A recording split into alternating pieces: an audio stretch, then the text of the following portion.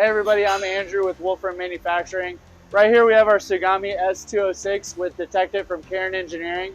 We have a vibration sensor installed on the main spindle of this machine. And what we're trying to achieve is monitoring for vibration on the main spindle for any excess vibration that's a result of bent bar stock or out of round bar stock in our bar feeder. So we're checking for vibration before we cut, because all vibration that's happening at the back of the bar feeder manifests at the front of the main spindle, which if material is vibrating there, it's vibrating where our cutting tool is making contact with the material.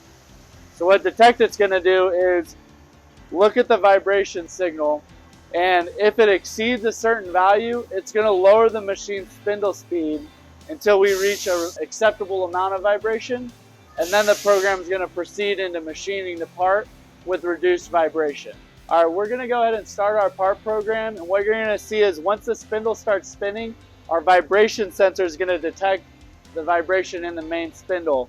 As the spindle speed is decreased, our vibration is going to decrease. So I'm going to go ahead and start the machine.